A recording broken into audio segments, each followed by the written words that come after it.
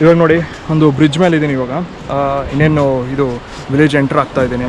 So ಇಲ್ಲೇ ಒಂದು ಸಣ್ಣ ಡ್ಯಾಮ್ ಇದೆ ನೋಡಿ, ಇದೆ ಬ್ರಿಡ್ಜು. ಎಷ್ಟು ಹೈಟಲ್ಲಿದೆ ನೋಡಿದ್ರು. ಓ ಮೈ ಗುಡ್ನೆಸ್. ಕೆಳಗಡೆ ನೋಡ ಎಲ್ಲಿದೆ ಅಂತ.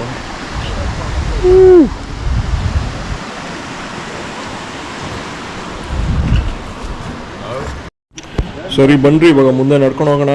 ನೀವು ನೋಡ್ತಾ ಇದ್ದಂಗೆ ಈ ಪ್ರಕೃತಿ ತುಂಬ ಸುಂದರವಾಗಿದೆ ಮತ್ತು ನಿಶಬ್ದವಾಗಿದೆ. ಜನರಿದ್ದರೂ ತುಂಬ ನಿಶಬ್ದವಾಗಿದೆ. ಇದೇ ನನಗೆ ತುಂಬ ಇಷ್ಟ ಆಗಿದ್ದು ಈ ಸಾಪಾ ವ್ಯಾಲಿಯಲ್ಲಿ. ಸರಿ ಬನ್ನಿ, ಇವಾಗ ನಮ್ಮ ಏನೋ ಹೇಳ್ಕೊಡ್ತಾ ಇದ್ದಾರೆ, ಬನ್ನಿ ನೋಡೋಣ. ಏನು ನೀವು ದೃಶ್ಯದಲ್ಲಿ ನೋಡ್ತಾ ಇದ್ದೀರಲ್ಲ, ನಮ್ಮ ಗೈಡ್ ತೋರಿಸ್ತಾ ಇರೋದು ಅದು ಎಮ್ಮೆಯ ಒಂದು ಕೊಂಬು. ಆ ಕೊಂಬಲ್ಲಿ ಇವರು ಕೆಂಡ ಇಟ್ಬಿಟ್ಟು ಹಣೆ ಮೇಲೆ ಇಡ್ತಾರಂತೆ. ಹಣೆದಲ್ಲಿ ಸ್ವಲ್ಪ ಕೆಂಪಗಾಗುತ್ತೆ. ಅದೇನಂದರೆ ಯಾವಾಗಲೂ ತಲೆನೋವು ಇದ್ದರೆ ಇದನ್ನು ಹಚ್ಕೊಂಡು ಸ್ವಲ್ಪ ಹೊತ್ತು ಆದಮೇಲೆ ತಲೆನೋವು ತಾನಾಗೆ ಮಾಯ ಆಗ್ಬಿಡುತ್ತಂತೆ. ನೋಡಿ, ಈ ಪ್ರಕೃತಿಯಿಂದನೇ ಎಷ್ಟು ಉಪಯೋಗ ಮಾಡ್ಕೊತಾರೆ ಇವರು. ಅಂತಮಾಸ್ ಇವಾಗೇನು ನೋಡ್ತಾ ಇದ್ದೀರಲ್ಲ, ಇದು ಸಣ್ಣ ಕಾಲುವೆ ರೀ, ಸಣ್ಣ ಬ್ರಿಡ್ಜ್ ಇದೆ. ಇನ್ನೇನು ನಮ್ಮ ಹೋಮ್ ಸ್ಟೇ ಹತ್ರ ಬರ್ತಾ ಇರಬೇಕು. ಅಷ್ಟೊತ್ತಿಗೆ ಇದನ್ನು ನೋಡ್ತಾ ಇದ್ವಿ. ಇದೊಂಥರ ನಮ್ಮನ್ನ ಸ್ವಾಗತ ಮಾಡ್ದಂಗಿತ್ತು. ಇವಾಗಷ್ಟೇ ರೀಚ್ ಆದ್ವಿ, ಸುಸ್ತಾಗ್ಬಿಡಿದಾಗರು, ನಡೆಯೋಕ್ಕಾಗಲ್ಲ. ಏನು ಇವತ್ತಷ್ಟೇ ಮುಗೀತು, ಇವತ್ತಿಗೆ ಇಷ್ಟೇ. ಸೊ ಇವಾಗ ಊಟಕ್ಕೆ ಬಂದಿದ್ದೀವಿ. ಇಲ್ಲಿ ಹೋಮ್ ಸ್ಟೇ ಅಂತ ಇಲ್ಲಿ ನೋಡಿ ಈ ಥರ ಇದೆ.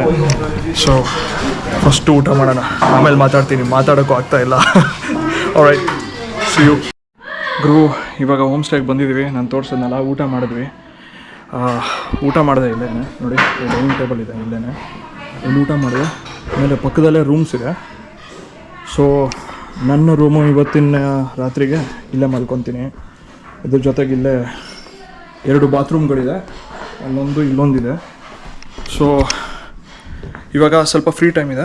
ಸೊ ಇವಾಗ ಸ್ವಲ್ಪ ಸುಸ್ತಾಗಿದೆ. ಟ್ರೆಕ್ಕಿಂಗ್ ಮಾಡ್ಕೊಂಡು ಬಂದಿದ್ದೀವಿ. ಆಲ್ಮೋಸ್ಟ್ 10 ಕಿಲೋಮೀಟ್ರ್ ನಡೆದಿದ್ದು. ಫುಲ್ಲು ಸುಸ್ತಾಗ್ಬಿಟ್ಟಿದೆ ಗುರು, ಯಪ್ಪ. ಅದಕ್ಕೆ ಸ್ವಲ್ಪ ರೆಸ್ಟ್ ಮಾಡಿಕೊಂಡು ಆಮೇಲೆ ನಿಮಗೆ ಮತ್ತೆ ಸಿಗ್ತೀನಿ.